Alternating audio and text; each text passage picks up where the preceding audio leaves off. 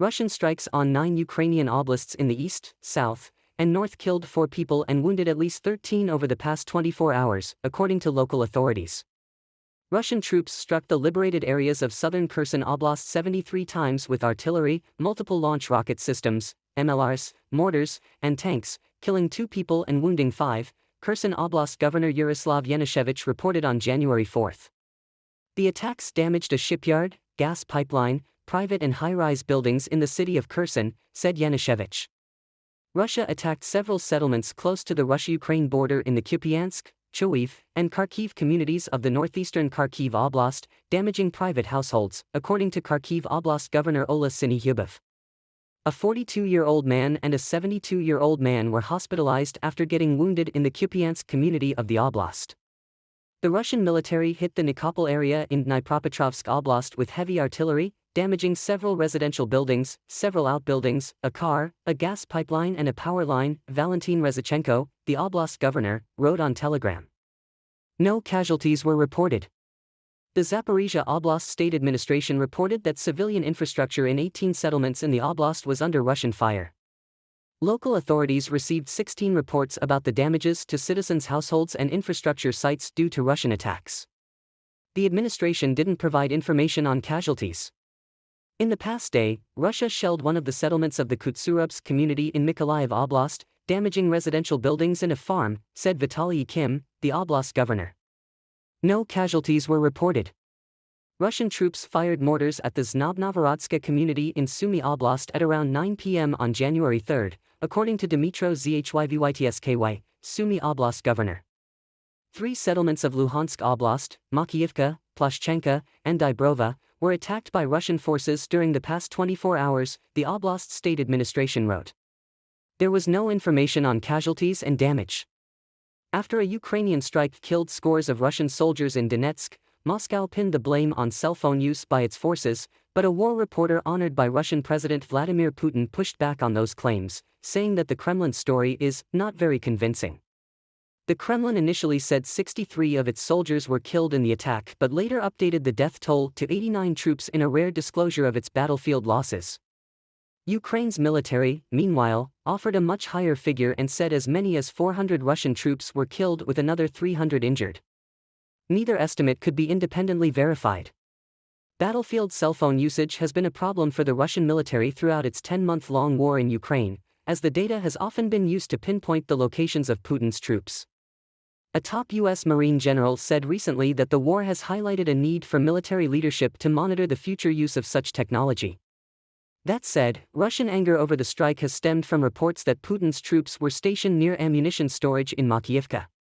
Britain's defense ministry shared in a Wednesday intelligence update that the damage points to a realistic possibility that ammunition was stored near where Russian troops had been staying and that detonation of the stored ammo caused secondary explosions. Russian Ministry of Defense said on January 3 that 89 Russian soldiers had been killed in a Ukrainian New Year's Eve attack on their quarters. The regiment's deputy commander, Lieutenant Colonel Bashurin, was among the killed. Footage posted online showed a building purported to be a vocational college in Makiivka, a city in the Russian-controlled part of Donetsk Oblast, reduced to rubble. Ukraine puts the death toll from the New Year's Eve strike in the occupied city of Makiivka at 400 Russian soldiers. The Strategic Communications Department of Ukraine's military wrote on Telegram that at least 300 were injured. According to Russian Defense Ministry, cited by the Russian state-controlled news outlet RIA Novosti, Ukraine struck the military base in Makiivka using high-mobility rocket artillery systems, HIMARS. One of the senior Moscow-installed proxies in Donetsk Oblast confirmed the Ukrainian attack, writing on Telegram that it happened just after midnight on January 1. He didn't specify the number of casualties. The Donbas region, made up of Ukraine's eastern Donetsk and Luhansk oblasts, is the scene of the war's most intense fighting as Russia seeks to capture the entire region. Russia invaded and partially occupied the region in 2014, including Donetsk, the regional capital of Donetsk Oblast. Since the start of the full-scale invasion in February, Russia has occupied nearly all of Luhansk Oblast but has only managed to take parts of Donetsk Oblast. Russia is seemingly blaming the use of cell phones by its own soldiers for a Ukrainian missile attack that killed almost 100 people. The attack, which occurred on New Year's Day and targeted a base housing conscripted soldiers in the Russian-occupied territory of Donetsk, reportedly left 89 people dead and dozens wounded. In a statement posted late Tuesday on the social media website Telegram, Russian Lieutenant General Sergei Sevryakov wrote that it was already obvious that the main reason, despite the restriction, was turning on and massive use of mobile phones by the personnel within the range area of enemy firepower. Sevryakov went on to claim that this cell phone usage allowed the enemy to locate the personnel for launching the missile strike. However, in a rare show of dissidence, many Russians seemed to disagree with the stance that cell phones were to blame for the attack. Semyon Pegov, a nationally known blogger who publishes pro-Russian propaganda and has been personally decorated by Russian President Vladimir Putin, wrote on his own Telegram page that Sevryakov's statement was a blatant attempt to smear blame. Pegov also warned that more death would come if the Russians kept blaming each other. Russia should expect strikes deeper and deeper into the territory it controls, as pressure ramps on Moscow's military leaders in the wake of a Ukrainian missile strike that killed scores of conscripts, and the defense ministry has blamed on the use of mobile phones by its soldiers. Raising the death toll from the strike in the Russian-held eastern Ukrainian town of Makiyivka from 63 to 89 on Wednesday, the defense ministry claimed that the illegal use of mobile phones was the main factor in the attack. It is the highest death toll in a single incident that Moscow has acknowledged since it started the invasion of Ukraine last February. Kyiv has claimed that up to 400 conscripts died in the attack. As might be expected, the claim has not gone down well with the relatives of those killed in the attack, with popular military bloggers in Russia also swift in their criticism of the statement.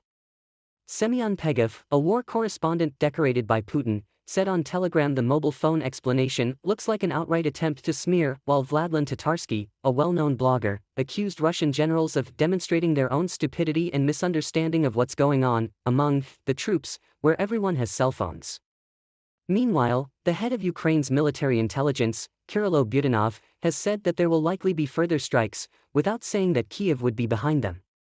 He told ABC News that the attacks would come deeper and deeper inside of Russia, but would only be able to comment on his country's responsibility for the attacks after the war was over. When asked specifically about Crimea, which was illegally annexed by Russia in 2014, Mr. Budanov said, "Crimea is Ukrainian territory, we can use any weapon on our territory." Russia's Engels Air Force Base, which is located hundreds of miles from the Ukrainian border, was hit on December 26, an attack which Kyiv has not claimed, but Mr. Budanov said he was glad to see. In its daily update, Ukraine's general staff said that Russia had launched 7 missile strikes, 18 airstrikes and more than 85 attacks from multiple launch rocket systems in the past 24 hours on civilian infrastructure in the cities of Kramatorsk, Zaporizhia and Kherson. In Moscow, a sign that Russia's President Vladimir Putin was trying to move events on from the attack on Makiyivka, he sent a frigate to the Atlantic Ocean armed with new-generation hypersonic cruise missiles on Wednesday. In a video conference with Defense Minister Sergei Shoigu, Mr. Putin said the ship was armed with Zircon hypersonic weapons. This time the ship is equipped with the latest hypersonic missile system, Zircon, Mr. Putin said. "I am sure that such powerful weapons will reliably protect Russia from potential external threats." In Kyiv, Ukraine's President Volodymyr Zelensky said Russia was planning to call up more troops for a major new offensive, something he has been talking about for weeks. "We have no doubt that the current masters of Russia will throw everything they have left and everyone they can round up to try to turn the tide of the war and at least delay their defeat," Mr. Zelensky said in his nightly video address late on Tuesday. "We have to disrupt this Russian scenario. We are preparing for this," he added. Mr. Zelensky has also been calling for more military support from Western countries, and French officials said that French President Emmanuel Macron has told Mr. Zelensky that Paris would send light AMX-10 RC armored combat vehicles to help in the war against Russia. In a statement posted on Telegram, Mr. Zelensky thanked Mr. Macron for the decision and said the two leaders had agreed on further cooperation to significantly strengthen our air defense and other defense capabilities. The Russian military's top brass came under increasing scrutiny Wednesday as more details emerged of how at least 89 Russian soldiers, and possibly many more, were killed in a Ukrainian artillery attack on a single building. The scene last weekend in the Russian-held eastern Ukrainian town of Makiyivka, where the soldiers were temporarily stationed, appears to have been a recipe for disaster.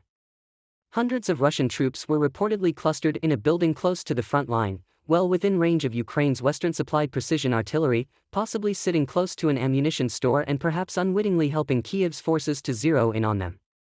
It was one of the deadliest single attacks on the Kremlin's forces since the war began more than 10 months ago and the highest death toll in a single incident acknowledged so far by either side in the conflict.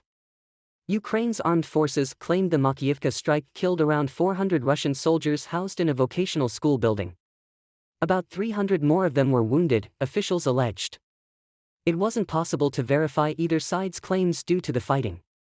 Russian President Vladimir Putin sought to move the conversation along, too, as he took part via video link in a sending-off ceremony Wednesday for a frigate equipped with the Russian Navy's new hypersonic missiles.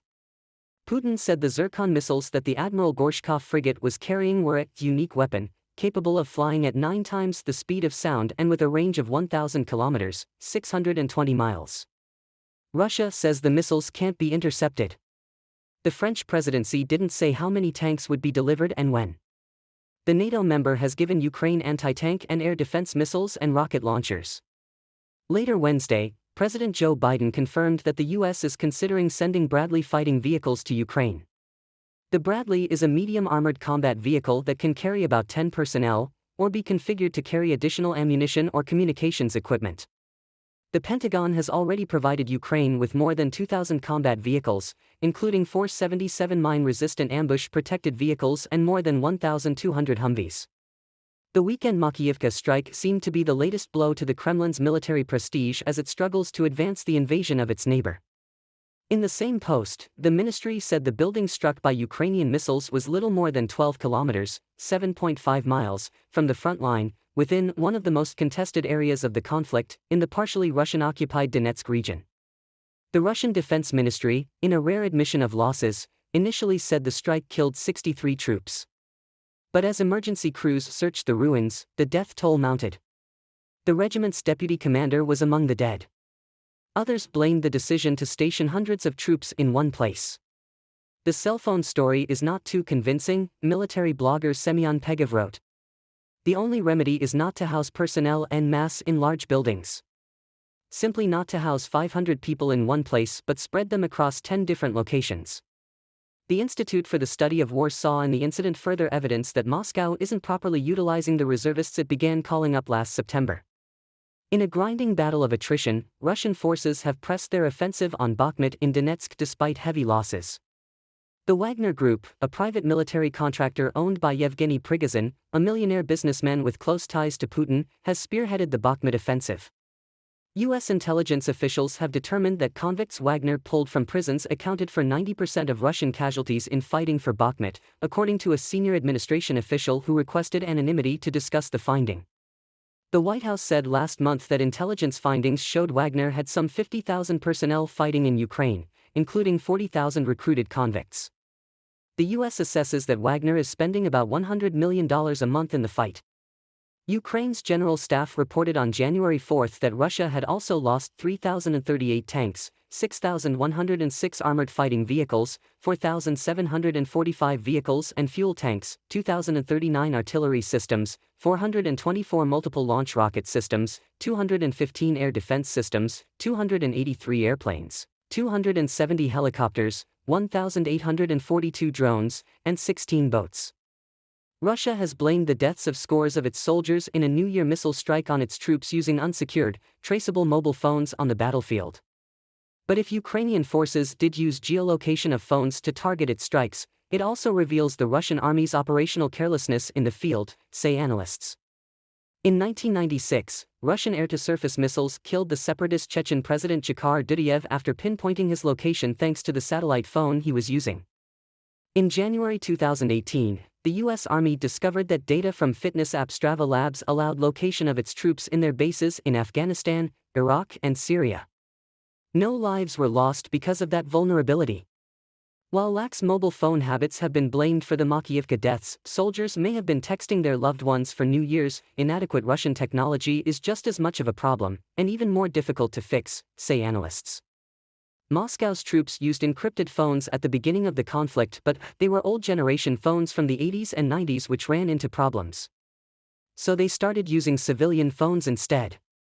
Russia's glaring communications security gap adds to the many other weaknesses revealed since President Vladimir Putin's army attacked Ukraine in February.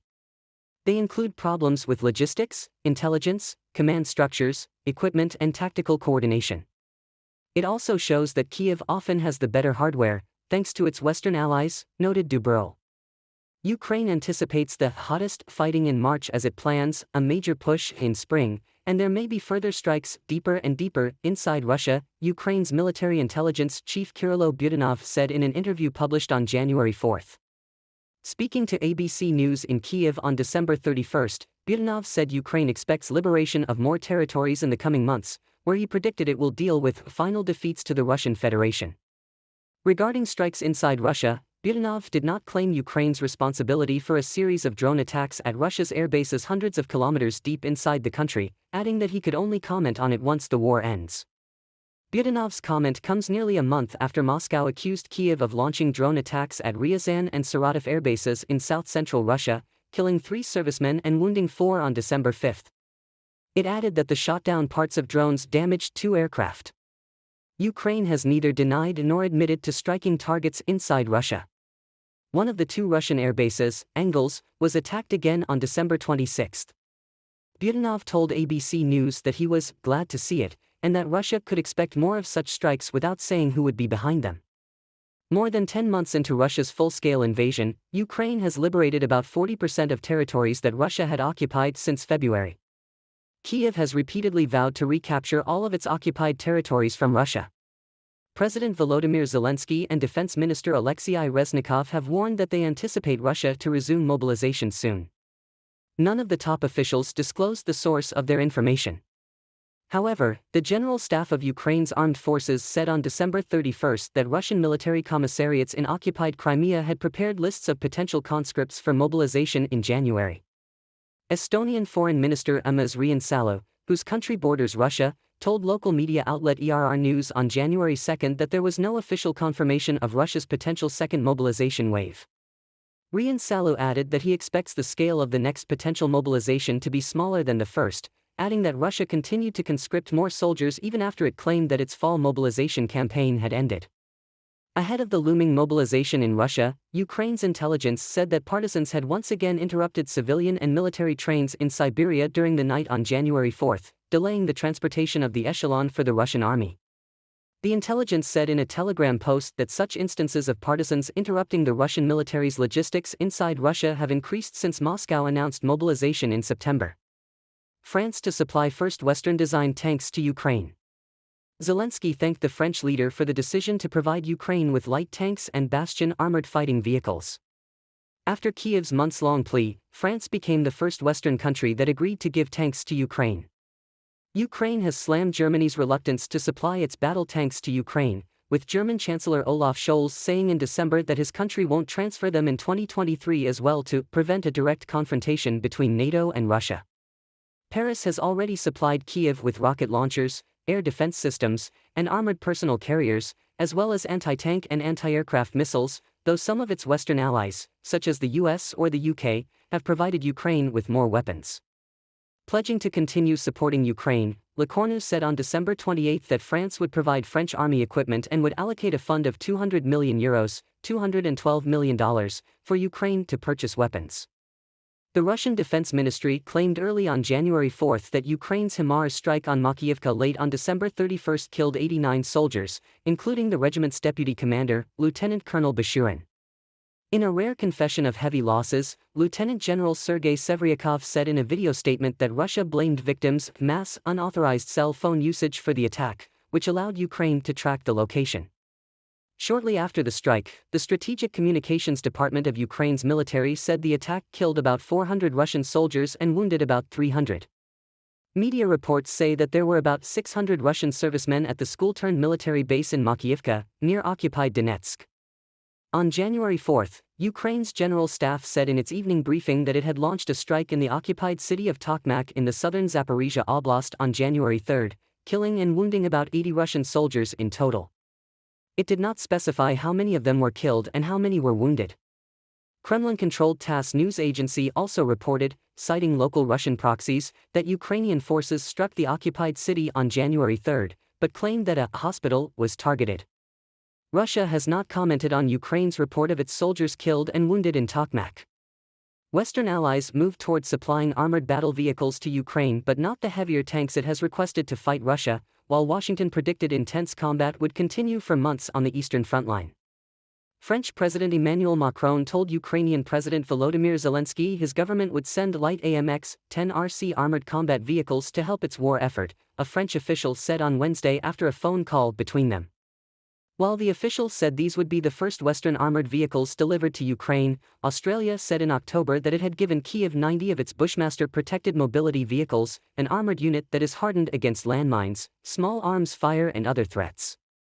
U.S. President Joe Biden said later on Wednesday that Washington was considering sending Bradley fighting vehicles to Ukraine, which since Russia's invasion in February has been fighting Europe's biggest land conflict since 1945. Cities have been destroyed, millions of people displaced and tens of thousands killed. The Bradley armored vehicle, which has a powerful gun, has been a U.S. Army staple to carry troops around battlefields since the mid-1980s. The U.S. Army has thousands of Bradleys, and they would give Ukraine more firepower on the battlefield and strengthen its ability in trench warfare. In an evening video address, Zelensky thanked Macron for the announcement and said it showed the need for other allies to provide heavier weapons. A senior U.S. administration official on Wednesday gave a sobering assessment of fighting in Ukraine's eastern Donetsk region, especially around the largely ruined, Ukrainian-held city of Bakhmut.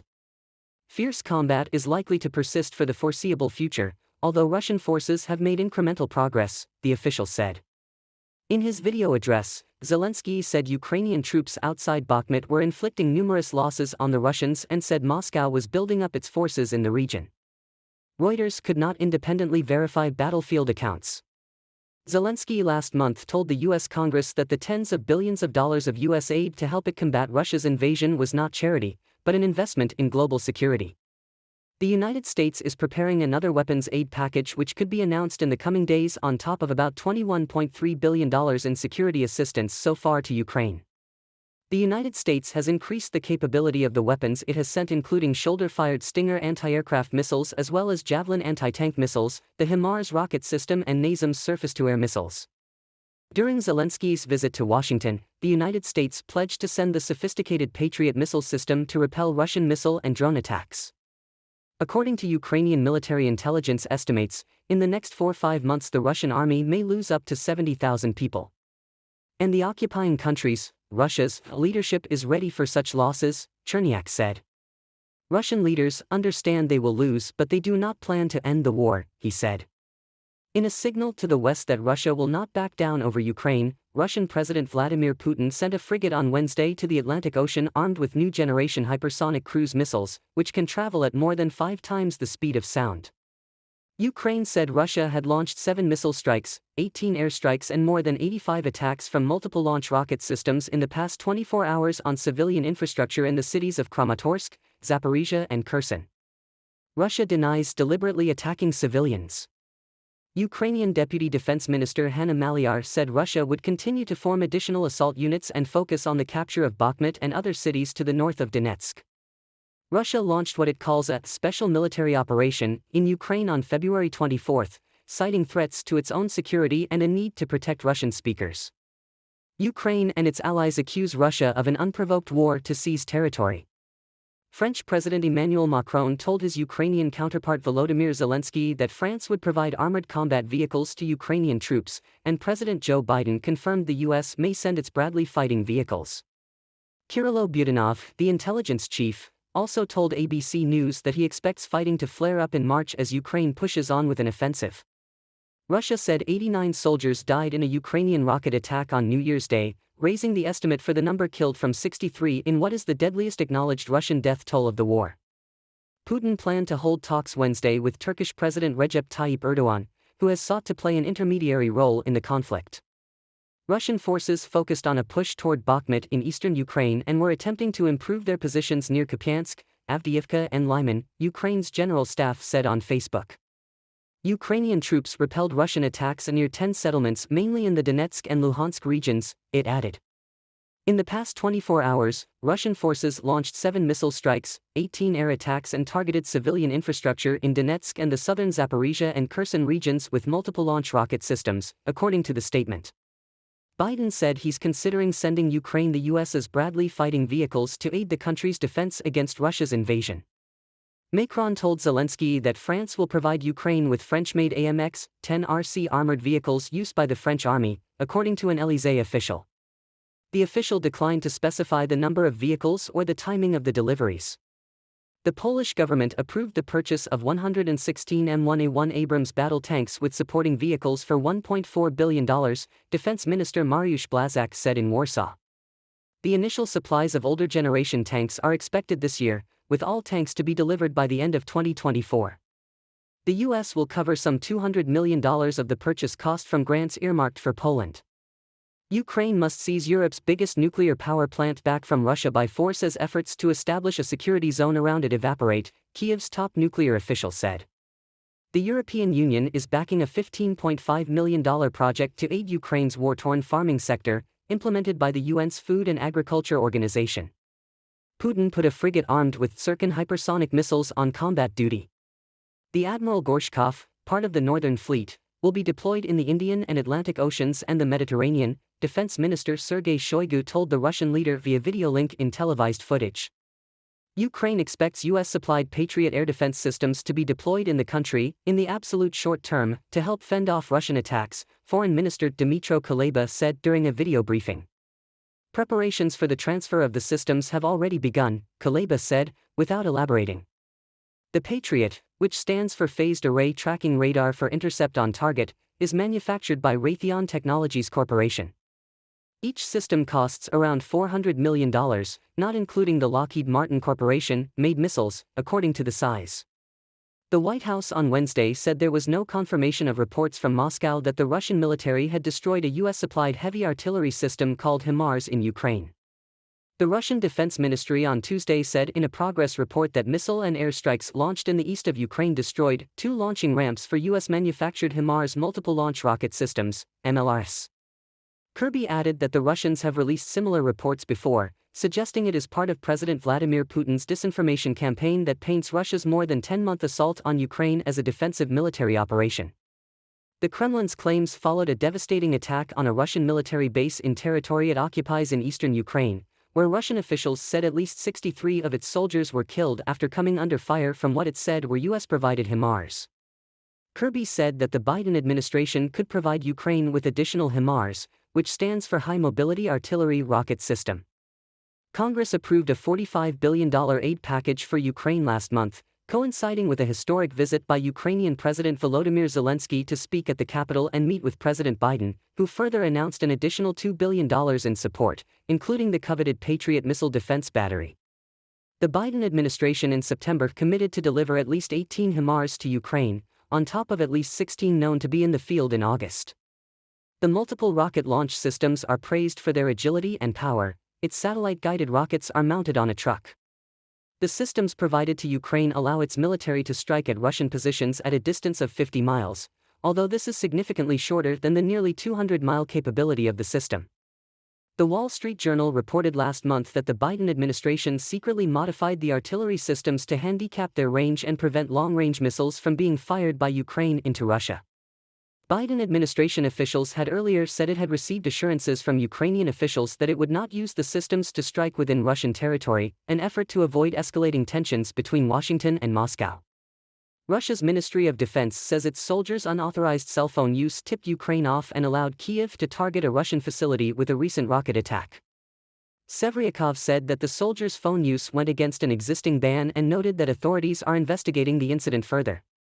The Ukrainian strike against Russia's Makiivka base over the weekend killed 89, according to Russia, though Kyiv is claiming as many as 400 were killed. Ukraine fired 6 rockets from a HIMARS multiple launch system, supplied by the US, and 4 reportedly hit the facility, a temporary base set up in the industrial city of Makiivka in Donetsk, one of the regions Russia moved to annex last year.